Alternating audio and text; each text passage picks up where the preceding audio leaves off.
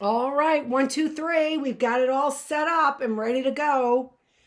I don't know why my titles were wrong on the last one. Who even knows? I mean, what was that? A Lemony Snicket book? Didn't sound like wasn't my book, so whatever.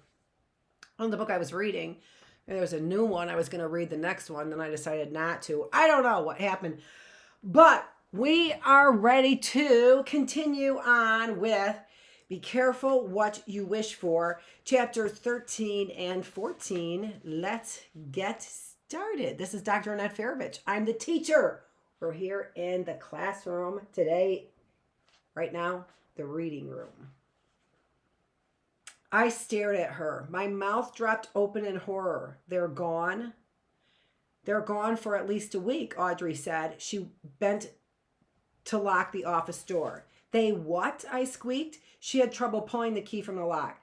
They went to the doctor, she repeated. Their moms called this morning. They're very sick. Both girls have the flu or something. They felt weak, too weak to come to school.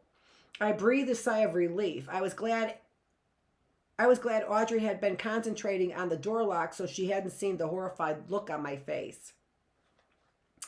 Audrey hurried off down the hall. As soon as she was out of sight, I slumped against the wall. At least they're not dead, I moaned. She scared me to death.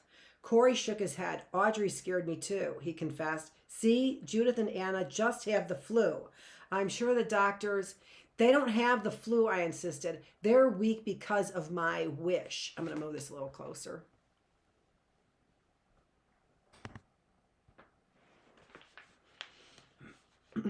Call them later, he suggested. You'll see. They'll probably be much better. I can't wait till later, I said in a trembling voice. I have to do something, Corey. I have to do something to keep them from getting weaker and weaker until they shrivel up and die. Calm down, Sam. I started pacing back and forth in front of him. Some kids came hurrying by on their way to their lockers. Someone called to me, but I didn't reply. We've got to get to class, Corey said. I think you're getting all weird over nothing, Sam. If you wait till tomorrow... She said I had 3 wishes, I exclaimed, not hearing a word Corey was saying. I only used 1. Sam, Corey shook his head disapprovingly. I've got to find her, I decided. I've got to find that strange woman. Don't you see? I can wish to have the first wish undone. She said I get 3 wishes, so my second wish can be to erase the first. This idea was starting to make me feel a lot better, but then Corey brought me back down into my gloom with one question. How are you going to find her, Sam? Oh, that was chapter 13. Chapter 14. I thought about Corey's question all afternoon. I barely heard a word anyone said to me. We had a vocab test near the end of the day. I stared at the words as if they were in Martian. After a while, I heard Lisa, my teacher, calling my name. She was standing right in front of me, but I don't think I heard her until her 5th or 6th try. Are you okay, Samantha? She asked, leaning over me. I knew she was wondering why I hadn't started my test. I feel a little sick, I replied quietly. I'll be okay. I'll be okay as soon as I find that weird woman and get her to erase her spell. But where will I find her? I wondered. Where? After school, I reported to the gym for basketball practice. Everyone on my team was absent, so practice was canceled. Absent because of me. I trudged upstairs to my locker and retrieved my down jacket. As I slammed the door and locked it, I had an idea. The woods. Jeffers Woods. That's where I found Clarissa. I'll bet I can find her there again. Maybe it's her secret meeting place, I thought. Maybe she'll be waiting for me there. Of course she will, I told myself, giving myself a pep talk. Why did it take me so long to think of this? It made perfect sense. Humming to myself, I started jogging to the door. The hallway was nearly empty. I stopped when I saw a familiar figure in the doorway. Mom! Hi, Sam, she waved to me, even though I was standing right in front of her. She had a red and white wool cap pulled over her short blonde hair and was wearing the tattered red ski jacket she always wears. She hadn't been skiing in years, but she liked dressing like a ski bum.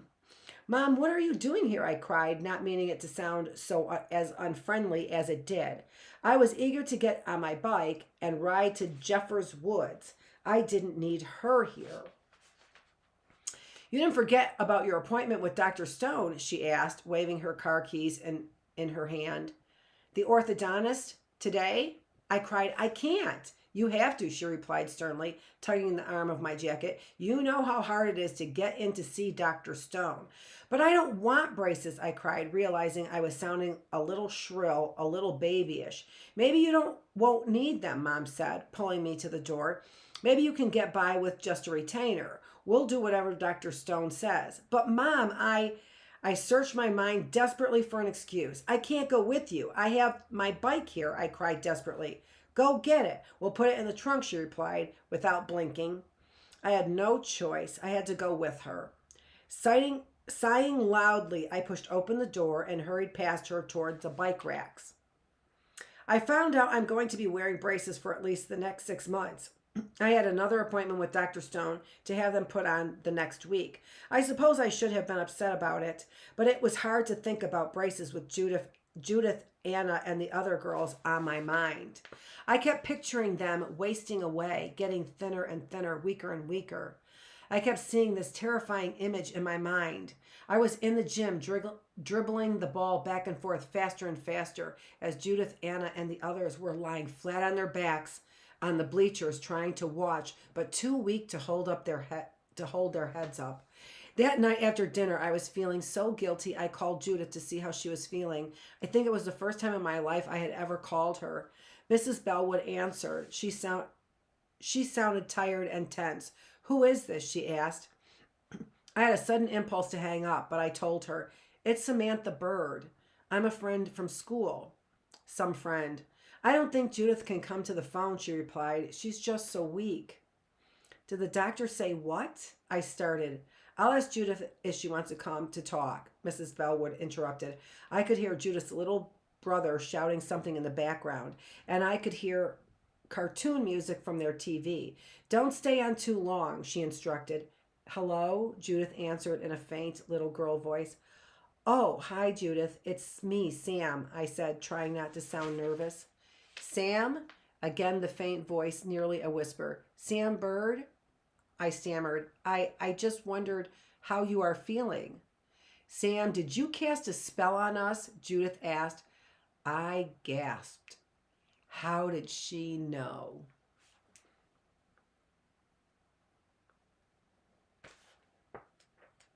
I'm going to read one more chapter. It's only 2 pages.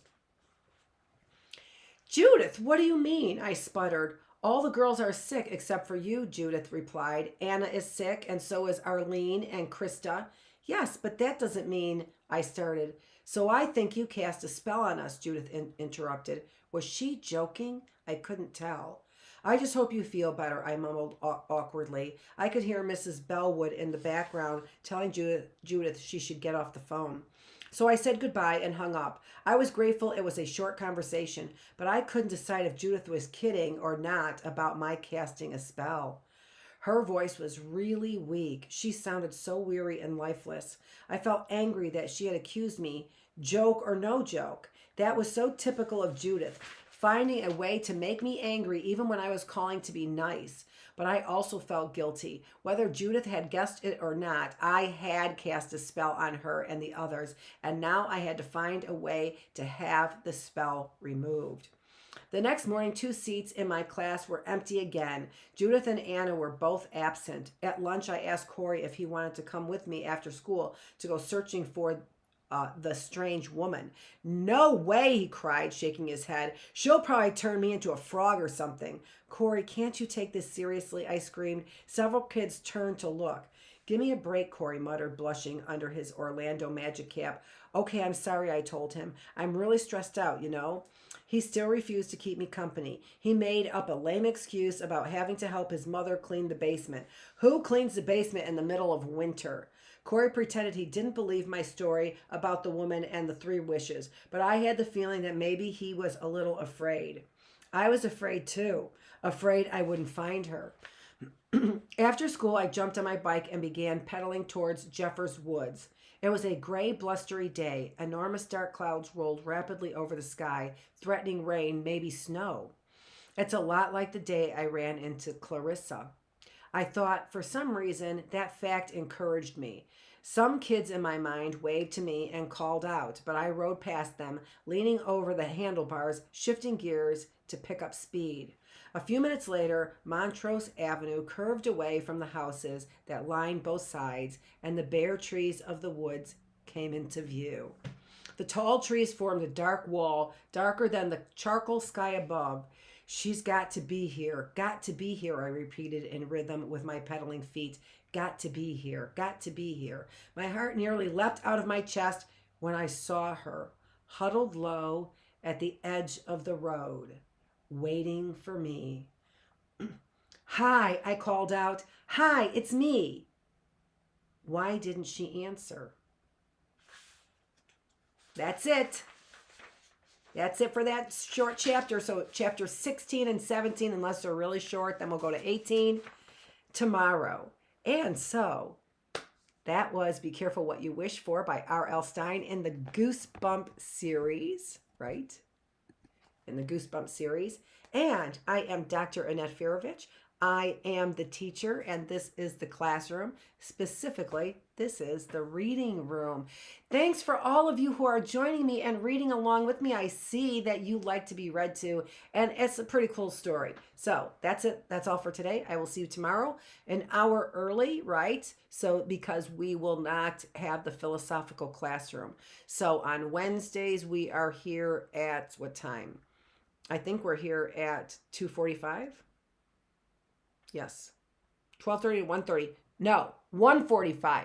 1:45 on Wednesdays. I will see you tomorrow. Thanks for joining me.